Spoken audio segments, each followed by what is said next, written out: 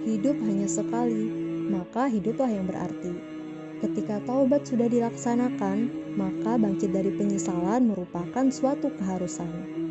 Biasanya ada beberapa orang yang susah move on dari rasa bersalah perbuatannya di masa lalu, sehingga menimbulkan rasa sedih yang mendalam.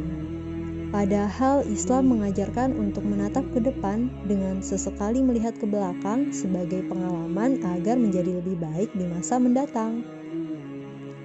Contohnya Hakim bin Hazam yang merupakan teman akrab Nabi Muhammad SAW sebelum dan sesudah kenabian beliau. Dia juga keponakan dari Siti Khadijah, istri Rasul. Hakim bin Hazam juga merupakan orang satu-satunya yang terlahir di Ka'bah. Ketika kaum kafir Quraisy memboikot Rasul, Hakim bin Hazam tidak mau ikut-ikutan karena beliau menghormati Rasul. Orang-orang bahkan memperkirakan bahwa Hakim bin Hazam termasuk golongan pertama yang akan menerima dan membenarkan dakwah Rasul, melihat kepandaian dan kedekatannya dengan Nabi Muhammad SAW. Namun Allah berkehendak lain. Ketika Fathul Makkah atau kira-kira 20 tahun lamanya setelah kenabian, barulah Hakim bin Hazam masuk Islam. Setelah merasakan nikmatnya iman, timbul perasaan menyesal yang sangat mendalam di hati Hakim bin Hazam. Ia meratapi nasib karena umurnya hampir habis dalam kemusyrikan di masa lalu. Tapi Hakim bin Hazam tidak mau larut begitu saja dalam penyesalan.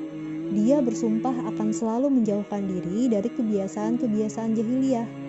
Kemudian dia pergi menunaikan haji membawa ratusan ekor unta yang disembelih untuk kurban, memerdekakan ratusan budak yang setiap mereka diberi kalung perak, memberi makan fakir miskin dengan ribuan ekor bidi-biri, dan banyak lagi kebaikan lainnya demi mendekatkan diri kepada Allah Subhanahu wa Ta'ala di sisa umurnya yang tersisa.